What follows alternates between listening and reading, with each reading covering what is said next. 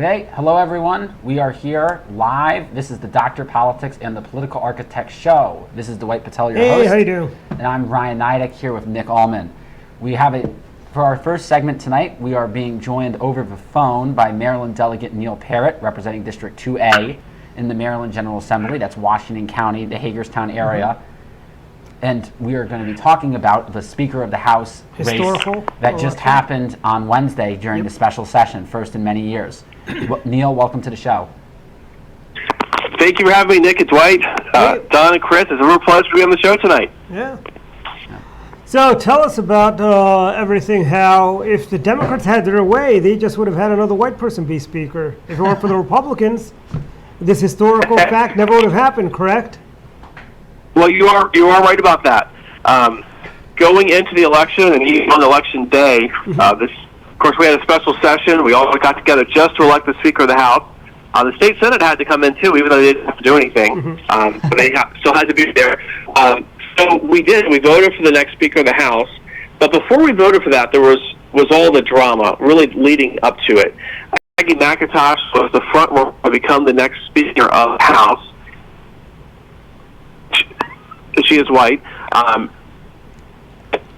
The head of the Democrat Party in Maryland sent out this threatening email that said, if any Democrats, House members, team up with Republicans to try to get the votes they need, basically, if anybody... Neil, are you there? I'm here, yes. Yeah, Hey. Yeah, we're having... You cut out for a sec. Okay. but you're back now. Can you hear me now? Yeah. You're back. Okay, great.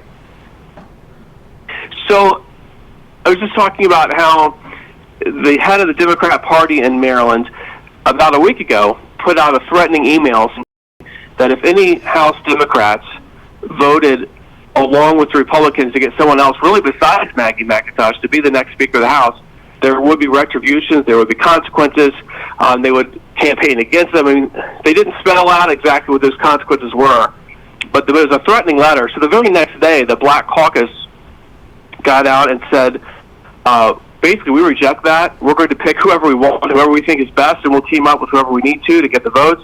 We are working together as Maryland, as one Maryland. The Speaker represents Republicans, Democrats, everybody. And the rules in the House of Delegates is not just the Democrat caucus that gets to pick the next Speaker. It's the House of Delegates, the whole House, who picks, and they're going to follow those rules. So that was very encouraging. The day after that, so there were three people. You had Maggie McIntosh, who the Democrat Party really wanted, and of course the leftists wanted, the progressives, and then Adrian Jones, who was the Speaker pro tem, and Derek Davis. So the next day after that press conference, the Black Caucus had a conference, and they said the majority of the Black. You just cut out, Neil. Can you repeat what you just said? Okay. So I was talking about how the Black Caucus had a press conference after the first one where they were going to be Speaker of the House. And in a very interesting move, to their support for Derek. Today, the Democrat caucus had a vote, and it was 58 votes for McIntosh and 40 votes for Derek. So clearly, Maggie won the Democrat caucus, but with the 42 votes, the Republicans had agreed to vote together. That would be 40 plus the 42. That's 82 votes. So then Derek would win. Now, what he could have done at that point is said, okay, we've got the votes, we're leaving. We're going to go now. Then you would see right now Derek Davis would be the Speaker of the House. That didn't happen. He stayed in that room, and they really just wore him down. And the support from wasn't changing. Actually, Derek did pick up a couple more votes, but not enough. What they were saying in that Democrat caucus room was, we're not leaving this room until someone in this room gets 71 votes, basically so that their vote on the House floor won't count for everything. Now, we do know it counted for something. Maggie would have walked out and been the next Speaker of the House, except for the block of 42 Republican votes. So they stayed in that room, and they came up with a compromise candidate. They actually came out with a couple. that were rejected by the Republican caucus. But then they came out with one, Adrian Jones, who was electable to the Republican caucus. So when we went to vote together, Adrian Jones then did become the next Speaker of the House. They allowed them to leave the room because they had the 71 votes from the Democrats. They all originally said, okay, fine, we'll all support this one candidate. So it was a very dramatic day. A lot of emotions going on, especially on the Democrat side. So Neil, tell us a little about Adrian Jones. Is she a speaker that might agree with us on some stuff philosophically at all, or any of the stuff we care about? Yeah, I think on some things she may. I think the vote on euthanasia, I think that she was with us and said we're not going to have doctor-assisted suicide, at least the way that bill was drafted. Derek Davis certainly had that view on that issue. I think for the most part, what we're going to see, though, is that Adrian Jones is going to be a speaker very much. McIntosh would have taken that, if it's possible, even more liberal than Mike Bush had it. But I think Adrian is very similar in leadership style to Mike Bush. And I think the real... So that... Sorry. I think that our friends at Red Maryland did a great article on this. I think the real victory for the Republican caucus is that we were able to stop Maggie McIntosh from being Speaker, because she was really someone who, the status quo, as bad as it was, is even better than what we would have gotten under a much more progressive vision for Maryland. It would have been a dramatic leftward lunge shift for the chamber as a institution. But Neil, let me ask you this. So I went to the State House on Wednesday because I wanted to watch the events. And yeah, it was very exciting. But I left actually feeling kind of frustrated because I thought that Derek deserved to be the Speaker. In the initial vote in the Democratic caucus, he got the number of votes that he got, and then the Republican caucus voted to unanimously support him as well. So the individual who was the first choice of a majority of the chamber to be Speaker of the House is somehow not Speaker of the House. That doesn't seem right to me, and party politics prevented that from happening, and I found that somewhat disappointing and frustrating. So are you disappointed that Derek isn't in? Do you think he deserved it, or are you okay with how things shook out, because at the very least the minority caucus was able to block a far more disastrous result? Well, I think everything you all have said is completely accurate. Had Maggie been elected, it would have been alerts to the left. We don't have that with Adrian Jones. I think certainly the preferred candidate, Nick, it was Derek Davis. He had 82 votes. He only needed 71. Democrat votes on the record and 42 Republican votes. And again, had he walked out of the room and said, no, we're just going to go vote now, he would have won. He'd be the Speaker that we're talking about right now. And your question was, am I a little frustrated by that? Yeah, you're right. I'm very frustrated about that. I'm frustrated about the process that the Democrats felt like they couldn't allow the Republicans to have any say. But we all know we had a huge amount of say. They wanted other people to be the Speaker of the House who we completely blocked. And it wasn't just Maggie. They threw out a couple other names who, when they threw them out of the House Republican caucus, were like, yeah, no, that's someone that we can work with. So I just think the process. I wish that Derek had just left and his supporters had left and we had taken the vote. I think that would be better for Maryland. However, Jones is certainly not bad for Maryland. I just didn't like that process. And Nick, you were there. You saw I cast a no vote. I was kind of fed up with the process, the way this went down. I voted no for the Speaker of the House. But then I did talk to a few people, and before we left that day, I changed. It would be unanimous for the Speaker of the House. And I have to tell you, this is the first Speaker of the House that I voted for. I've never voted for Mike Bush to be Speaker of the House. Now, normally it's just a voice vote. You vote yes or no, and I always say no. So in this case, I did vote yes at the end of the day, but I was frustrated with the process, and I think it could have been done better, and I think Derek could have been the next Speaker. But like you have said, Adrian is.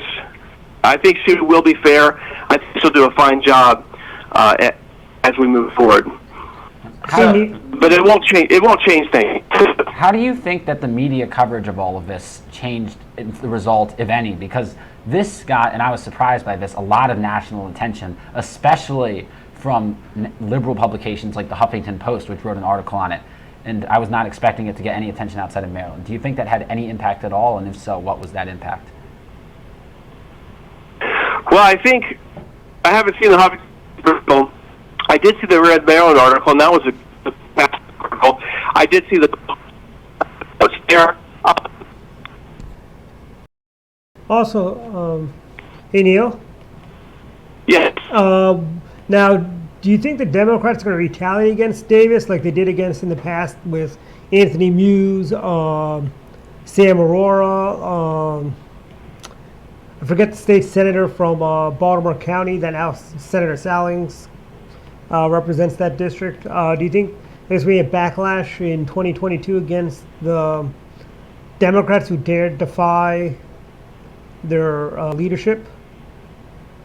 Well, I think it's interesting you say that, and you gave great examples because they've gone after their own members and just booted them out of town. I don't think that will happen with Derek Davis.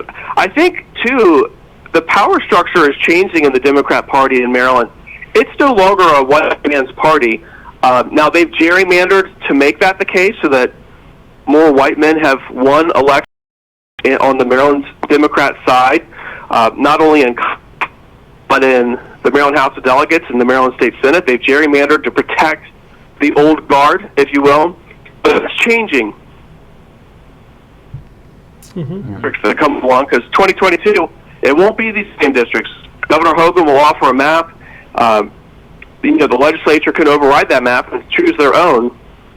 But I think they're going to be hard-pressed to come up with some of the outrageous maps that were passed last time when Governor O'Malley was the governor. I think they'd just simply be embarrassed to try and do something like what he did. And I think we will have more Jason. Do you think that what happened on Wednesday settles the speakership issue, or when we're constitutionally forced to vote for speaker in the next session in January, is the fight going to be on again, or did this settle it? I think it's a good question, too. I don't know what was said behind closed doors. Like, how did they all agree with Adrian Jones, and what was the conversation between Maggie and Derek? Like, as far as we know, Adrian's only going to serve for 1 year, and then she's going to step aside. Maybe it's just this term, or maybe there weren't. Maybe that. But the fact is, I don't know what that discussion is. Yeah. I wouldn't suspect that they would try to oust her this coming January if she leaves everything alone. And I suspect that she probably pretty much will leave this. People who are the chairman of the committees, leave them as the chairman. I don't see many grand changes happening, in which case I think she would stay as a speaker for the next session. Hey Neil, we're running a little low on time, but do you want to give us a quick update on redistricting? Supreme Court's still on pace to hand out a decision in the next few weeks? Well, you're right. It could happen any day now. The Supreme Court heard oral arguments at the end of March, and they have until the end of June to make that decision. And the whole ruling is District 6 legal or is it illegal? The lower courts unanimously said District 6 is illegal and that Maryland had to redraw the map. Governor Hogan was brilliant. He got a team together, nonpartisan group that drew a map that is very fair. I think anyone who looks at it has to say that's a fair map. And he is prepared in case it's overturned. That could be the next map. I think it could be. If the lower court, the Supreme Court, if they do overturn it, would send it back probably to that 3-judge panel who would oversee the actual map. And I'm sure they'd give the Maryland legislature a month or two to get that map done. They might call another special session to draw that map, or they might not. They may say, well, let's just let the courts draw it. And if the courts draw it, I think they would just probably go with Governor Hogan's map. Yeah. So they're just waiting right now. And, of course, as you know, I formed an exploratory committee to run for Congress in District 6. Mr. Maryland to be conservative again, like it always has been, like it should be, because we are conservative.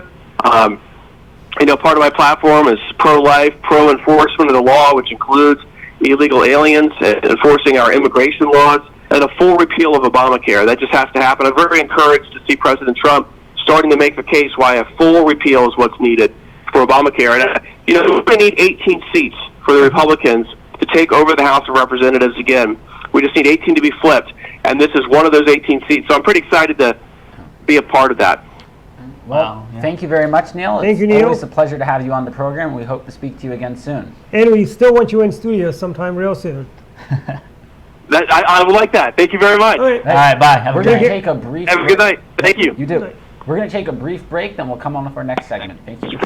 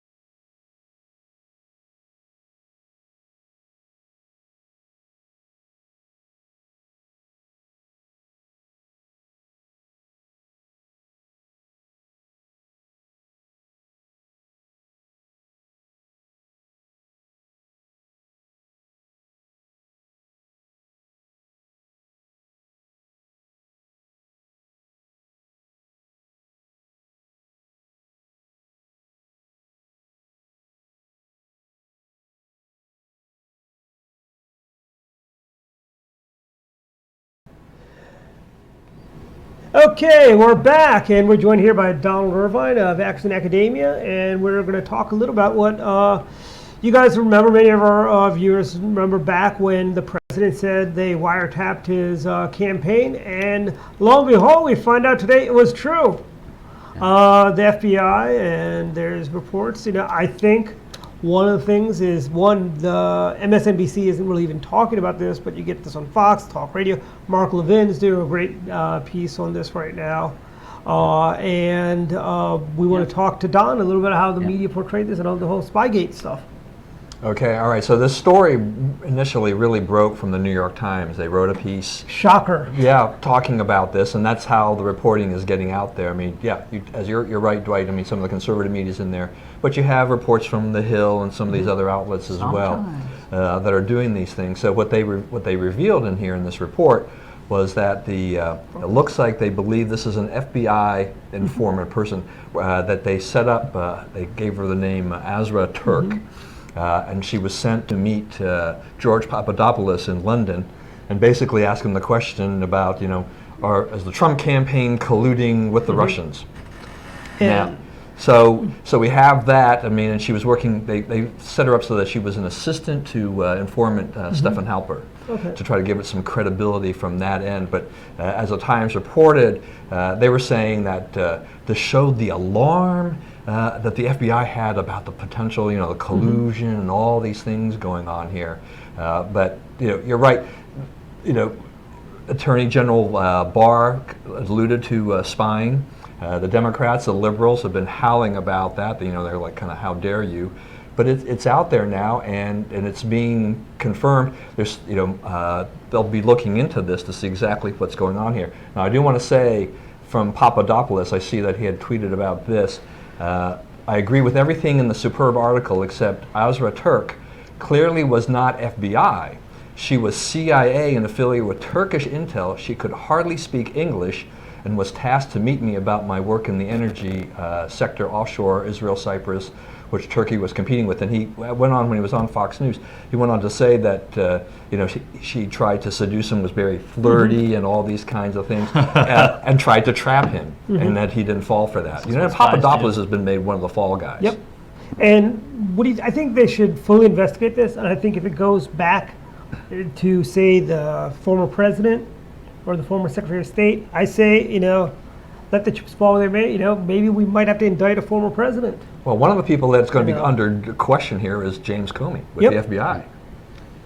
Yeah, I think that this is really, it's interesting how this is going to take a turn, because how this is turning around. Because on the one end, Trump was partially vindicated by the Mueller report. I mean, I think if you actually apply an appropriate legal standard, he's completely vindicated, but the way the Democrats are spinning it, he's not. So that's interesting to see how that's developed. And you saw Nancy Pelosi, we should impeach. Yeah. The way that's going to develop now is, I think the Democrats are going to keep pushing for Trump, impeach, whereas now Trump has something to go after them with, and that they were spying on his campaign. So it's almost like you've got two alternate realities depending on which network you watch. If you're on Fox, which has always been the case, but it's getting worse every day, I think. And if you watch Fox, it's Spygate, and if you watch MSNBC or CNN, it's Mueller. And I don't really know how this is going to end up in the actual halls of the United States Congress, where it really matters. I mean, we saw Nancy Pelosi, and she says, Bob Barr lied to us, and they did that little cheap theatrics yesterday with the fried chicken. I mean, the standard that they tried to apply for innocence is absurd. You don't prove innocence. This is not We're authoritarian nation. We're innocent until you're proven guilty. Exactly. Not guilty until proven innocent, but that's how they've gone after the president and all the president's people, and they were guilty and they had to prove their innocence. Look at Mueller's report. Oh, we can't, well, there was no collusion, but we can't exonerate the president. What the hell is that? It's not your job. Well, I don't want to go there, but I'm going to have to, because they kind of forced us into this corner. Hillary, with her emails, did much more wrongdoing than Trump did with any of this. I mean, did you hear Hillary? The standard was innocent until proven guilty, as it is in this country and as it should be. But now that it's Trump, it's selective judgment. That's what it is. I mean, did you hear Hillary yesterday? She goes, China, if you have find President Trump's tax returns and release those, it's like, really? She's trying to be cheeky. Yes. Well, she's done for in politics anyway, so it doesn't really make much difference what she says. Keep walking in the woods, Hillary. Keep walking in those woods. Well, Dwight, even when you talked about the whole chicken stunt, I mean, look, even Brian Williams said that showed the dysfunction in D.C. and the Democrats for trying to pull that off. It didn't go very well. Jimmy Kimmel said that this is the type of stuff that'll get Trump reelected, and I think he's right. And the New York Times, look, even in the New York Times article on this whole thing, said that this could provide Trump with more, talking points, more things that will help his campaign. And you've got to know that for the New York Times, that's got to scare the heck out of them. And this is I'm willing to bet. I tell you, we all remember 1990s. Well, these guys don't, but we do. But in we can read history books. Which Nick has pointed out before. It does a reminder to you. I know. Well, he's anyways, my point is this. Okay, Bob Dole ran in 96. Remember, a lot of the Republican candidates running where it was all about Whitewater, Travelgate, Filegate. They didn't offer, a lot of Republicans didn't offer a plan in 96. Bob Dole really didn't have a plan of what he was going to do. Well, Democrats are making the same mistake we made in the 90s. They're falling right in the trap, and they're not learning from history. And you know what, quite frankly, I'm perfectly happy with them making a mistake. Yes. Yeah, it's fine by me, but I wish or I don't wish, but on. their strategists Yeah. should wish that they would read the writing on the wall and say, this is not Yep. successful And they for any party. They should not put the country But through all this. Though. so I can't help but wonder. You're wondering why are they doing this? What are these strategists thinking? This is a losing argument. But maybe they're backed into a corner and they don't know what else to fall on. Well, it's because all their policy positions now are socialism and crazy. Well, so I've said on the show before, the two most important determining factors in whether a president gets elected or not is the incumbency advantage, whether it's present or not, and the state of the economy. The numbers just came out recently. We hasn't been this good since President Nixon. The other guy, Well, these guys the all unemployment hated. right. The unemployment rate hasn't been this low since Yeah. the '60s. It's below 4%, which is full employment, Yeah. right? Full employment isn't 0%. If it's ever 0%, that's something to see with suspicion. Full employment is less than 4, and it's the people who are switching jobs or moving that account for that. But there's more open jobs than there are people unemployed. And you know, Average income is like in the low 20s. It's like 22 bucks an hour is the average income, and the Democrats are out there saying we got to have a $15 wage. Yeah. That's the living wage. Well, average income is 22. That's like $7 more than what you're groveling about. So they look at what's going on. They see that there's an incumbent president who has the power of the federal government behind him with a strong economy. I can't help but wonder if they're like, well, oh gosh, what do we do? How do we beat him? And I We're think stuck. The this- only way that we can win this is through distracting, schemes. Maybe. And I think this infrastructure bill is going to go through, and that's going to be another feather in the president's cap. We're going to have better roads, and jobs are going to be created with these. What did Obama say? Shovel-ready projects aren't quite shovel-ready. And it shows Republicans or the president's willing to work with the Democrats, Yeah. which has been a criticism. Exactly. To do that. But I mean, to Nick's point too, with all the unemployment figures that came out today. I mean, there's the Washington Post, I think, posted an article this afternoon.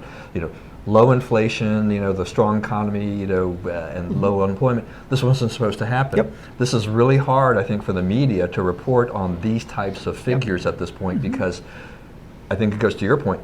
The economy is a huge part of how you win elections, particularly presidential elections, and as long as the economy stays strong and continues to generate jobs, people feel good about themselves. The stock market, hovering right around their highs and various indexes.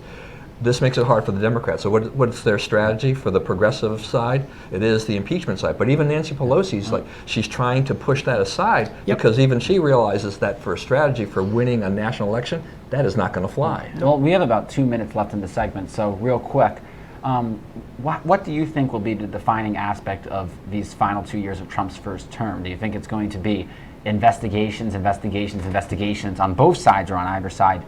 Or is it going to be progress on things such as infrastructure and a reach towards the middle and bipartisan? I know what I would hope, but What, Oh yeah, what would you hope? Yes, what are your hopes? the latter, obviously. but part of it's out of his control, which is why I true. think I'm asking. Yeah, I mean, as long as the Democrats control Congress, there'll be that push from the left to have investigations and tie that up. But it's the wrong strategy. That's a losing strategy for them. But as Trump is very good about kind of throwing a lot of different things out there, a lot of misdirection with a lot of things that go on out there. So I think in that regard, he still has the upper hand in the long term, and it still looks good going forward. And here's the other thing that 2020, the voters will have a choice. It's going to be a clear choice. You can either have a Bolshevik, like any of the Democrats running, fill in the blanks, or you can have a capitalist like President Trump. And I think at the end of the day, in flyover country, they're all going to say, we'd rather be capitalist than Bolsheviks. You think John Delaney's a Bolshevik?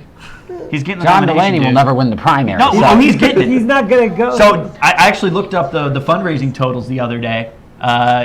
President Trump is number 1. Bernie Sanders is number 2. Guess who's number 3? John Delaney. It's John But he's Delaney. not qualified for the debates because he gave it all to himself. Yeah. It's True. not- He doesn't meet their debate Still. qualification. If he's not in the debates, he has no He could chance. buy a bunch. He could buy up all the airways in Iowa and New Hampshire with that $12 I million. don't think that you can win the primary without qualifying for the main debate There's a stage? guy named I'm being facetious. of There's a course. guy named It's Ross not going to be Perot. John Mulaney. There's a guy named Ross Perot who tried to do that in 1992, and he never didn't go that far. He got 20%. Mr. Yeah. Winthrop O'Malley As was an joining the independent. race. I know, but Well, I don't know about he that. didn't get elected though. He had the most successful independent run of all time, won like 100 counties and came Now, second in Maine for and the Utah. record, did you So, get that from a history book or did you get it from the World Wide Web? I got that from the internet. But no, I mean, Ross Perot succeeded in '92 because he changed the narrative. So, Yeah. But at the end of the day, though, who our favorite third-party candidate is? Ralph Nader. Well, God bless Ralph you know what? Nader. Dwight, let me ask you a question. Just we'll let this segment go a little over. Sure. Do you think Ross Perot swung the '92 election to Clinton? Yes, absolutely. no, he didn't. Okay. You don't think so? I've looked at the numbers. I've looked at the numbers too. No, you've looked at the numbers through the goggles of partisanship. Trust me, this has been studied. He pulled equally from both sides. I don't know. Read but- my lips is why Bush lost. Yes, that's actually the reason we lost. And also Clinton ran to the center. And Bill Clinton, actually, he wouldn't be welcome in today's Democrat Party, I think. If the 1992 Bill Clinton... Well, now ran he for just keeps his president- mouth shut because he doesn't want to make Hillary upset. But that's a whole separate issue. Anyway. Okay, I guess that right. covers it. Thank you for Thank coming you. on, Don, and we're going to All take right. a brief Thanks, break.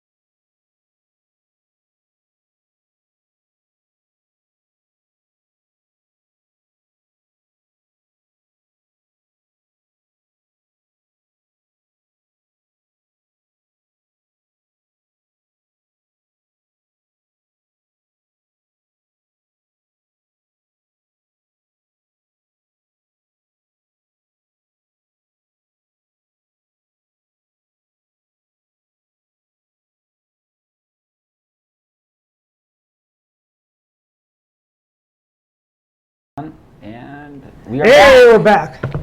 Yep, this is Dr. Politics and the Political Architect Show, back live on air. We are It's a here frame, buddy. with our special guest. Am I leaning in? Okay. Yep, There we're we here go. with our special guest. I didn't fit Alex before. Bush, chairman of the Montgomery County Republican Central got some Committee. big news for recently us. elected, and the youngest person to ever serve as chair of the Montgomery County Republican Central Committee. Maybe. Bob Clark. Let's go Okay, back to second 1854, so I don't know. Yeah. Well, my plan is to eventually be the oldest person to serve as chairman, and be the longest serving chairman ever till I'm like Restrained. 95. So the reason I'm here is because, as a good Republican, I'm here to sell something Nice. on the free market. So we are hosting Lieutenant Governor Boyd Rutherford right here in Montgomery County on June 17th at the Bethesda Doubletree. And because I am great at delegating work, I've got Dwight to do a significant portion of the actual work. Yeah.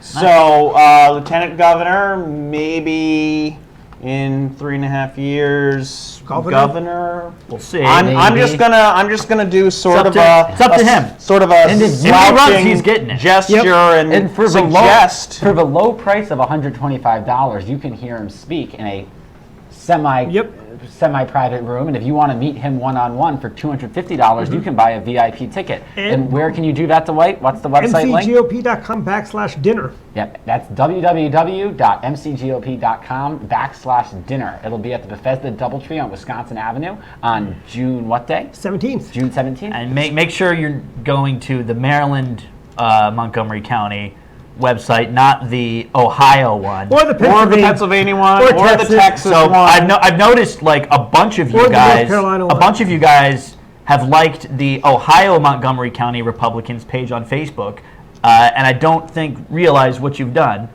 So I'm guilty of that, so I've liked both. We have on occasion had people sign up on our volunteer page like, I have plenty of free time, let me help. Why in hasn't anyone Texas or contacted me? And I'm It's like like, planting you're season not right in now. our database anywhere. Who Where are are you from? And then I find them on Facebook and it's like, oh, you're from Texas. Or Ohio. I'm pretty sure you signed up on the wrong website. Well, thanks to the wonderful technology committee at the Montgomery County Republican Central Committee, when you Google Montgomery County Republican Party, We're Maryland number one. comes up first. Nice. So Now we just have to take care of the little issue on Facebook. But anyway, so I want us, the other big selling point, besides the fact that you might be getting on the ground floor with a future The next governor of Maryland. Let's just say the next governor. Next governor of Maryland. Well, I mean, I agree. That's adding a little more detail that I think is next more than just future. But we're going to actually, for the low price of, there's another sponsorship. Yes, there is. For the low price of $800,000, you can spread knowledge of the healthiness of vegetables. And I think that's really important because sometimes when I'm sitting down at the dinner table, there are these weird, like fungusy, like green things on my plate. What do they mean? And I just thought that was like a sort of like a garnishment, like something Yeah. makes the plate look pretty. I didn't It's really not like parsley, it. But it turns out if you eat them when you are young, you will be healthy. And you will make Democrat politicians very, very wealthy, and that's our goal. I never knew that.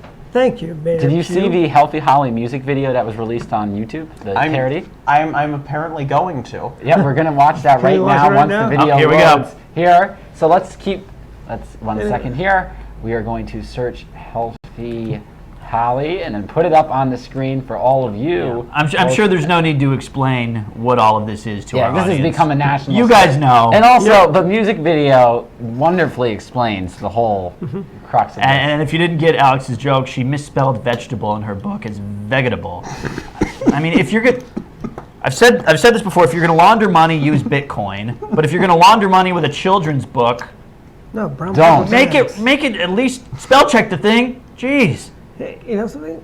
Dan Quayle, at least, he didn't have spell check. Oh yeah, I know. was that potato? Yeah. Right? But he didn't spell it the European way correctly, though. Ah. Hey, was Spiro Agnew ever the governor of Baltimore? No, he was never mayor, but he was governor of the Or not state of governor of Maryland. Baltimore, mayor of Baltimore. No, he was never mayor. He was never mayor. No, he was county executive for Baltimore County. Okay, so And he was governor. This is going nowhere good. yes. Okay, Alright, here let's we watch go. this video. It's a "Take the Money and Run" parody. Oh, I like that. I like that song. Okay, let's just put it up on the screen for everyone else to see here in a second browser. Here we go. I haven't seen this yet. That's Steve. Okay.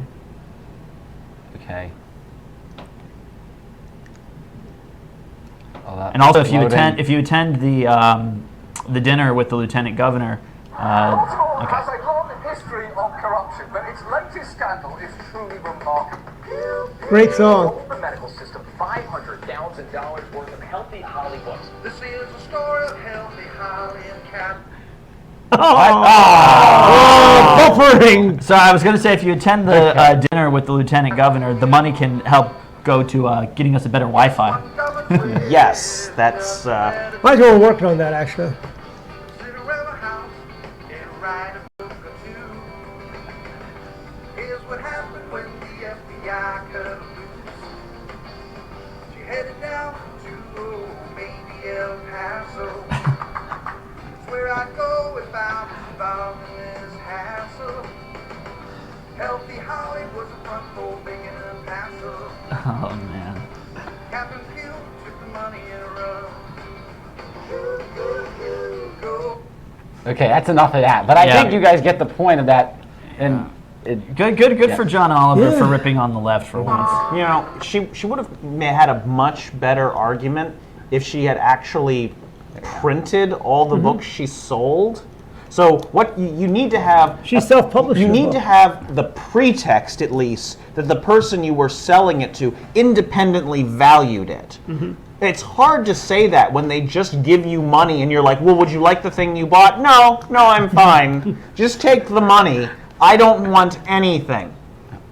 You know, what's funny is I ghost wrote a book. Actually, no, I wrote the book for Ray Kroll. He's a Well, right.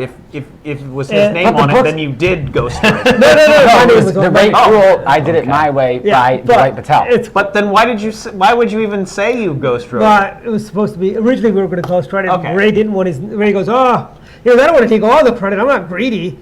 But Ray's awesome. Anyways, but Ray had, I think, 2,000 books copied, made, and they need autographs them and send them to people, everyone from Governor Ehrlich to Mark, who was the chairman of the RNC back in the days, from Maryland. He was the Maryland guy before Michael Steele. Ken Melman? Ken Melman. And he sent one to President Bush. He came to Grover Norquist's meeting and he gave it to like the guy from the White House came. And I go, Ray, you can't give these guys gifts. It's considered a bribe. He goes, oh no, it's not a car. It's not, The book's not even good. How can it be a bribe if it sucks? That's why there's only. That's what you do. But you know what's funny? You know what's funny though? You laugh, but the truth of the story is, the first version of the book I did was about 300 pages, this thick, right? Talked about everything about his service in the war, growing up during the Depression. You know what Ray does? He goes, you're using too many big words in this book. My friends are going to need a dictionary when they read this book. He goes, we need to take out some of these words and put more pictures of me. And it went from 400 pages to about 175 pages. And that's including Pictures. a bunch of pages just being pictures. Oh, and he also kicked up the print size because he said the print size was too small for his friends to read. So instead of using 10 24 is just too tiny. Dwight, at least it had more pages than Healthy Holly. It was Yes. all things considered, it was a really good value. Yeah, and here's the thing. He gave it around to everyone, and now you can still find them on Amazon. But the funniest thing is, some of the people we gave it to, they sold those to used bookstores and actually got money off of Ray's books. And Ray had a published price on the jacket, $29.95. So the ultimate thing an author can do to embarrass like a friend is to buy back when they like see their autographed copies for sale, buy them back, write something like with renewed friendship, and then give it to them again. And That'd be good. and it's funny, it's like Mark bought one on eBay. I think that was autographed to someone else. Was that to Karl Rove, the one you've got? No. Because he did give Karl Rove a copy too. I wonder how many of these were actually read. You can read it in 20 minutes. Copy, the book might actually then be worth something.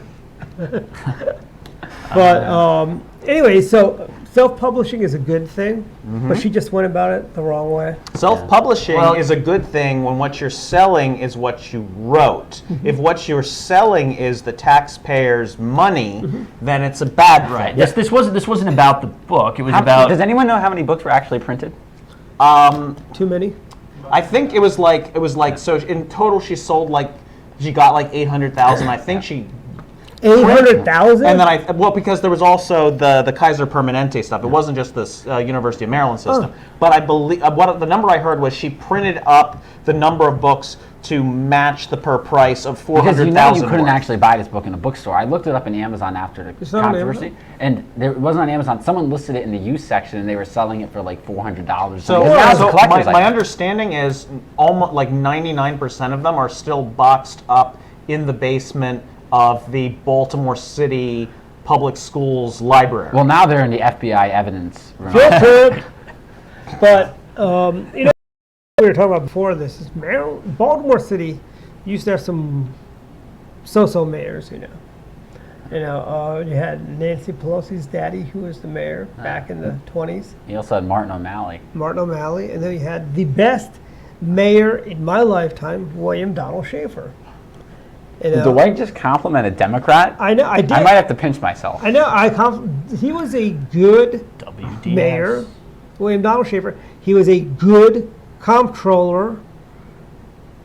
He was a good governor, even though I worked on Bill Shepard's campaign against him in 1990. But Was 1990 when we had a husband-wife duo? yes, Was that yes, Shepard? Okay. yes, so- Shepard and Shepard. Bill, if you're watching, hello. He's writes murder mysteries now. Lives in Talbot County. He lives in Easton, and he writes Okay. murder There mysteries. you go. So we have a new mayor in our state's Yes. largest city. He's been the city council president for a while, which is the only other office, my understanding, that's elected at large by the city. And he chairs the city council meetings, I guess. So it's kind of like if you elected your speaker of the house, but at large. So how much do you guys know about this guy who's now in charge? What I know is that the way he got the job, if he has any real skeletons in his closet, he must be like so scared right now, which would be like, I got the job because it finally caught up with the person who had it before me, and now they'll look for their next story, and that's the great part about the media is that when they don't have a conservative to tear down for no reason, occasionally they will tear down a liberal for a good A reason. huge credit to the Baltimore Sun for breaking this story. Yeah. A huge credit. By the way, That's Pulitzer Prize worthy. They brought down the mayor of one of the largest cities in the country. Baltimore mayor, current mayor, she had to step aside because of her book deal. I thought it was. Was it deal?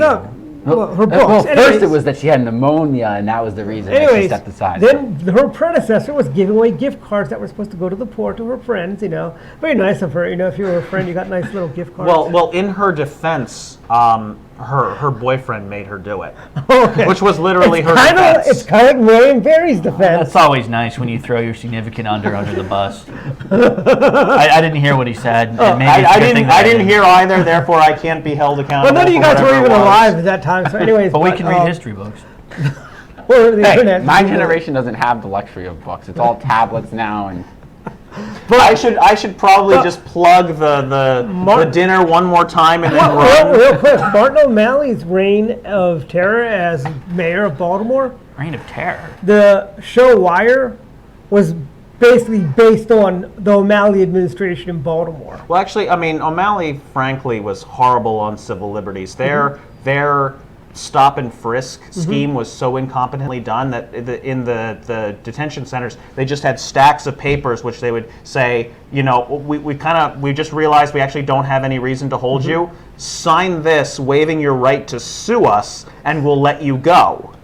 Which is kind of like, you imagine like someone intelligent thinking, well, wait a second, you just said you have no reason to hold me, but you won't let me go until I sign the paper that says I can't sue you. the worst part about that is that most of the people in that situation don't have the understanding of the law to know And that they they're just being wanna go taken home. advantage of. So, and also that they just want to go home. So that's the worst part. But Here's one thing I think Baltimore residents should try. Just try it. Vote Republican for your next mayor. that's scary, Dwight. You know why? Because you can vote them out in 4 years, or kick them to the curb like you've done to your last two mayors. I think the last Republican mayoral candidate got 17%. Yes, but my So- point is this: It's not exactly a swing Was it a jurisdiction. serious candidate though, or was it a? not a serious candidate. Okay. But I think if we've got people just give a try. Look, let's look at some big cities that have had Republican mayors and look how great things were. They went from David Dinkins to Rudy Giuliani.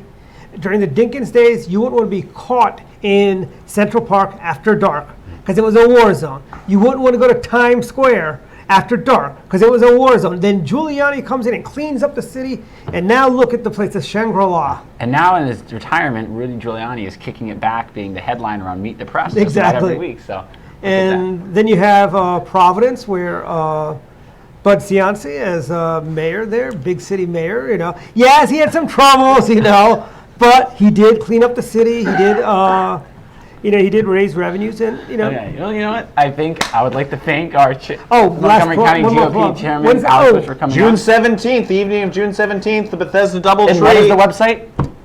mcgop.com/dinner. It's going to be the next governor. Come out. Get in early. Thank you very much. Let's take a brief break.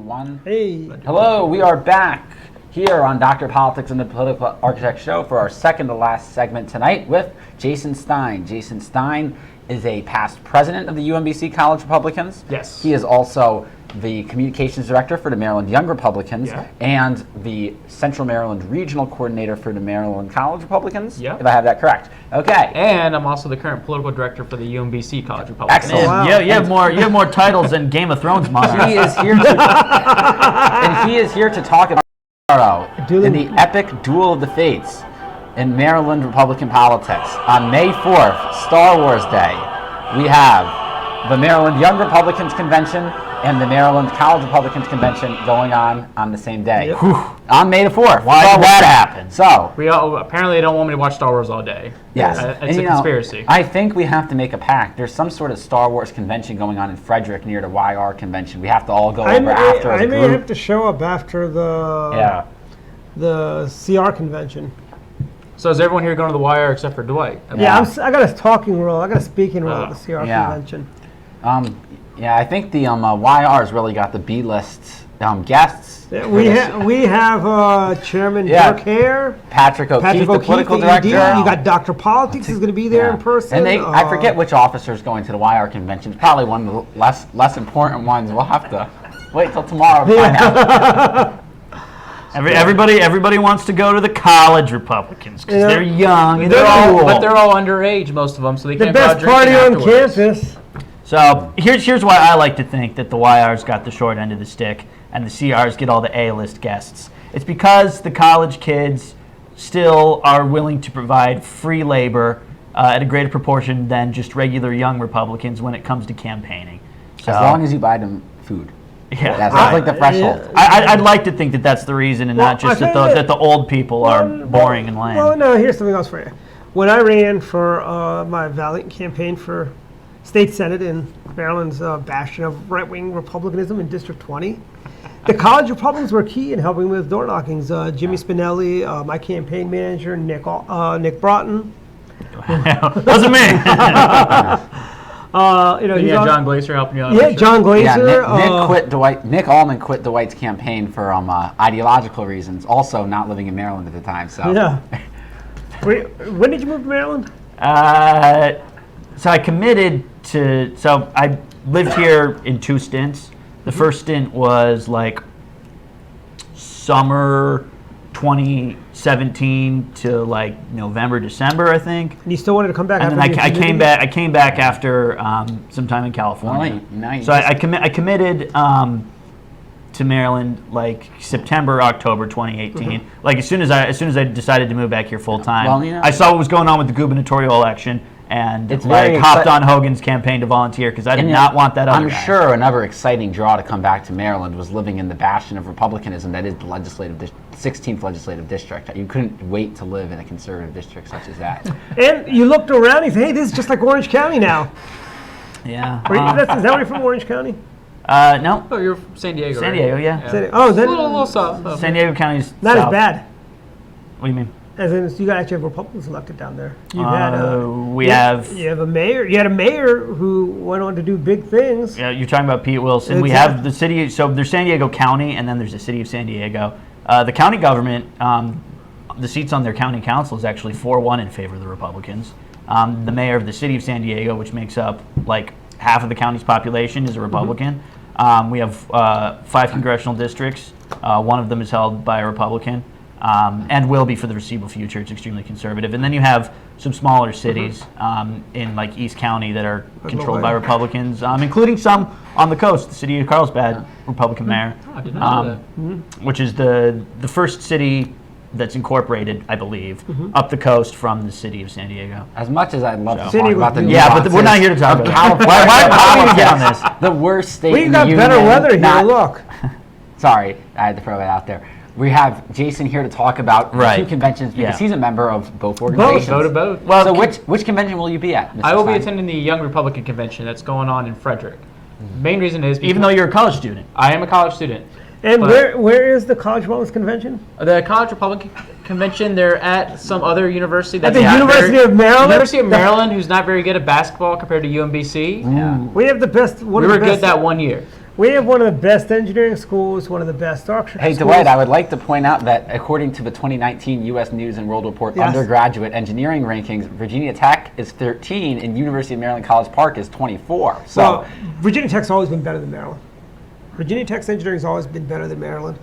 But, look at that beautiful building right on Route 1 that we have. We've got a really, Glenn L. Martin of Martin Marietta and Lockheed Martin is a Maryland alumni. You know who else is a great Maryland- credit to Wallace Lowe. He really helped revitalize Yeah. Route 1, which is a huge Yep. improvement to the University of Maryland, Because helps draw out of back when I went to University of Maryland, there was What was that? like It's 1960 something? no, the 1990s, 30s. the 90s. Wendell Willkie just won the nomination. Hey, But you think I think the first non-politician to be nominated by the GOP for president, actually. But you know who you thank for the University of Maryland College Park? Republican Governor Goldsboro. He's the one who bought the land before it was a small college, and Democrats opposed. well, he's not perfect. He made the Demo- mistake of putting it in Prince George's County, but Yeah, but back then Prince George's County was probably a different county than it is today. It was But called Prince George's County and had the same boundaries. yes. Anyway, so okay, can I ask you this? Who scheduled the YRNCR conventions on the same day? Because like college-aged and like college Republicans that wanted to do both, and when I was in college, I knew people that wanted to do both. Such Kind of myself, yeah. got screwed. Yes. So what's the deal with that? Honestly, it was just lack of communication on both of our parts. We didn't talk to each other. I know the Young Republicans we talked about in January when we were going to hold this. Then the College Republicans, it was just primarily. Yeah, but they got things called exams. Yeah, but I say theirs are usually around the same time, first or Yeah. second week of May, because it's right before exam period. They want to get those done, and it was lack of hindsight on our part. I mean, Oh, wow. hindsight's 2020, where we should have pushed it a little bit back, a little before that. It is what it is. But you're running for something tomorrow, aren't you? Yes, I am. I'm running for vice chair for the state Young Republican, and right now I have an opponent, and it's going to be a tight race, and I'm looking forward to And you it. got some really cool endorsements I saw on your Facebook I page. do. I mean, I received. Kathleen Some Smiro, matter more than others. I mean, I got an Kathleen endorsement Smiro. from Kathleen Samero, who is the head of the GOP of Baltimore County.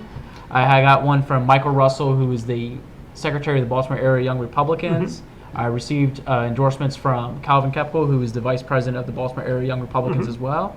And I believe it might have been Dwight Patel. That's why I said mean, some mattered more than others. But it was a good one. I like it. Yeah, I liked it. Then Alex Bush put his name behind me as well. Well, speaking of A-listers, I think the endorsement that will really carry you across the finish line is Montgomery County Republican Central Committee member Chris Town from. I'll say, I he came in late, but he put it in Whatever early happened this to morning. Chris? I haven't seen him Chris in a is while. in He's up in New York running. Okay. He likes to run. Runner Chris is what we call. He's known Hey, as at Runner least he's Chris. running from.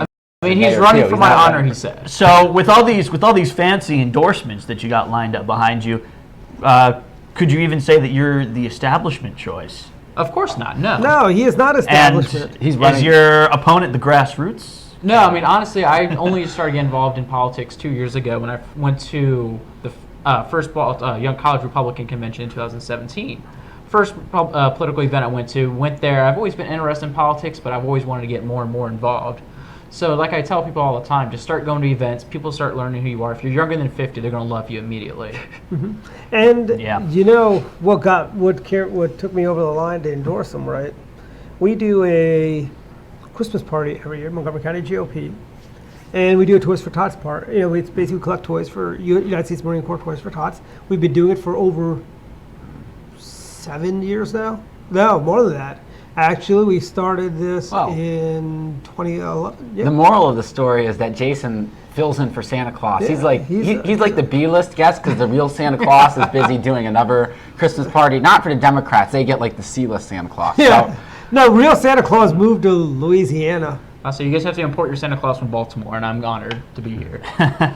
And you do a great job. The kids love you. Awesome. yeah, all the I got- kids at the party. I got the text from The big former kids. College Republican Chairman Jacob Veach saying, "Hey, I got something for you to do. You want to do?" I was like, "Hell yeah, Yeah. absolutely." Jacob's a good guy. He's works for. He's We might not want to name his employer Yeah, on that's air. true. Yeah, that's in true, case- yeah. But And he works. He works somewhere. He is a Republican after Yeah, all. He has a yeah, job. that's true, yeah. He pays taxes, Yep. unfortunately. And he still lives in Maryland too. He still lives in state. Maryland. which is great. You know, it's always nice when young people decide to stay in Maryland. I think that has a lot to do with Governor Larry Hogan. That's why young people were why I fleeing the moved here. state at rapid pace Exactly. before Larry Hogan I know. became governor. I mean, I moved here because of Hogan. Actually, no, my parents, they moved out in 2013. My dad always jokes about if he knew that Hogan was going to win, he would have stayed. Where'd they move out to? They moved to Florida, but they actually just moved back this November. now what about Maryland is Florida? open for business. Pardon? Whereabouts in Florida? They live on a boat, so they travel around. So they usually spent their winters in Marathon and the Keys, and they Okay. Port St. Lucie and stuff like there. Okay, They I know travel. Port St. Lucie, yeah, I know. But that. now they That's live where down call in 911. over in Solomon's Island, over in Calvert County, and moved Oh, nice. back. Nice. Larry Hogan, So, There you go. so they've seen Maryland change for the better. they have. He's changing Welcome Maryland back. for the better. Our state And is he's open for bringing, business. and now we know he's brought two people who fled Maryland, who were Maryland refugees living in Florida, back to Maryland. Boom. They've come home. It was all. Come back, refugees who left for other places. Well, pretty soon, all the people who left for Virginia are going to flee back because their state is going in the exact same direction we were. And not only that, but You know- if you're, I mean, Virginia might be right now their government, the most racist state in the union. Their governor is an open. yeah. So was he? Now- Did it ever come out whether Ralph Northam was in the Klan mask or whether he was in the blackface? Neither is good. That story just ended. No, but here is something I want to tie this I'm all really together. surprised he got away with that. You by the way, guys but- saw the MCPS story about the Whitman kid who did blackface and Snapchat, and the teacher invaded basically the story about that, right? No, I don't know what this is. You know, Some kids at Montgomery Oh. County High School in Potomac, Yeah. one of the more uppity ones. It was Whitman, was it? Yeah, Whitman Yeah. posed in blackface for a picture on Snapchat. and Which is but here's the disgraceful. thing. This is what I think part of the stuff that goes through these kids' head. They go, nothing happened to Governor Northam. Nothing happened to what's his name, Mark Herring. They both did blackface, you know, and they come back and ask me in 20 years. I'm just saying, hey, I was just practicing for a moonwalk contest or something like that. This is a result of people. Bad role models. Yes, Yeah. and the Democrats and the media are complicit in this by not calling Governor Northam to the Well, the Department of Democrat Justice. Party was the party of the KKK back in the Jim Crow true, area, and yeah. apparently they're still the party of the KKK today. They through still Governor are. Northam and his cronies. Yep. Well, anyways, I think does that cover it, or do we have anything else that you'd like to say? I believe that covers it. I mean, just make your decision if you want to go to the Young Republicans, where we're going to have a good happy hour up in Frederick, or you can go to the College Republicans, where they're trying to do a happy hour, but most of them are underage. But you get to see the fabulous campus of the University of Maryland and all the Which brand you new can go buildings. to whenever you want to. But Yes. it's more fun when you're there with college Republicans. But I feel like most of them are going to end up going to Frederick to hang out with me after the Young But Republicans. Frederick is closer to the Star Wars convention, so it almost makes up for the B-list guests. That's I still can't remember who it is, but Yeah. almost makes up for it. Okay, thank you very, Thank you, very Jason. much, Thank you. Jason. Thanks for We'll having see me, you man. tomorrow, or I'll see you tomorrow. and Nick I will see you too. tomorrow. Yep. All right.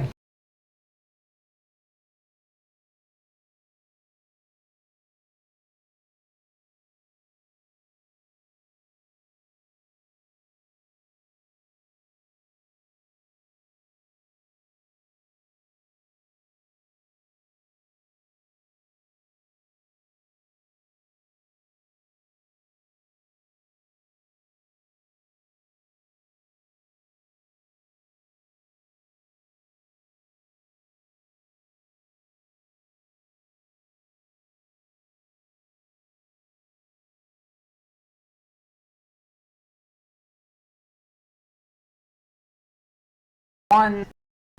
Hey, Hey, and we're back. and this is our final segment here. yeah. Closing thoughts. Closing thoughts. thoughts. I want to say, a couple things. One, my belief is wear your seatbelt Okay. and don't drive slow in the left lane. Yeah.